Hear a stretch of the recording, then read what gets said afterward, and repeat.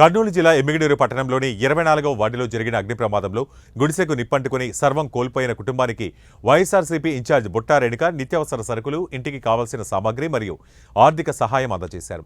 ఈ సందర్భంగా Emmiganur municipal vice chairman D Nazeer Ahmed బాధిత కుటుంబాన్ని పరామర్శించారు.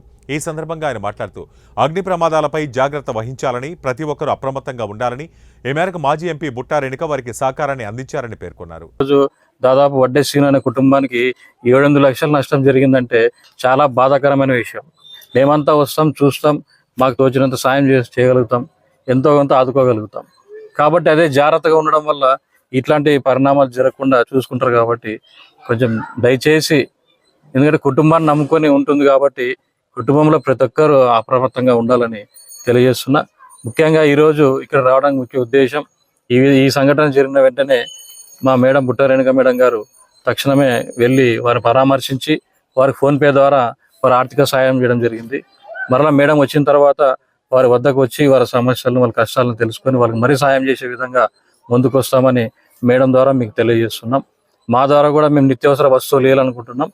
ఈరోజు సాయంత్రం కానీ రేపు ఉదయం వాళ్ళకి నిత్యావసర వస్తువులు, నిత్యావసర సరుకులు అందజేస్తామని ఈ మీడియా ముఖంగా మీకు తెలియజేస్తున్నాం.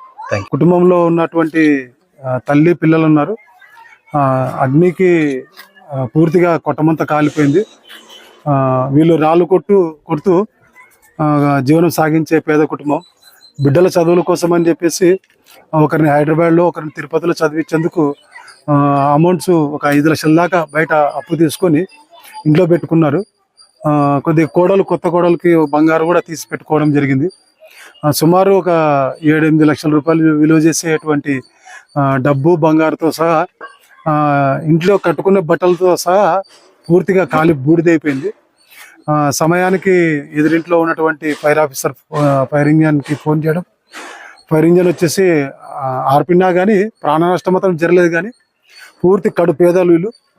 వీళ్ళ కుటుంబాలకి 3 బిడ్డలు చదువుల్లో ఉన్నారు. వాళ్ళ చదువుల కోసం చేసిన అప్పులు అట్లే ఉన్నాయి. తెచ్చుకున్న డబ్బు మొత్తం బూడిదైపోయింది. ఎమ్మిగనూరు ప్రాంతంలో ఈ విషాద సంఘటనలు చాలా జరుగుతున్నాయి. చాలా మంది దాతలు కూడా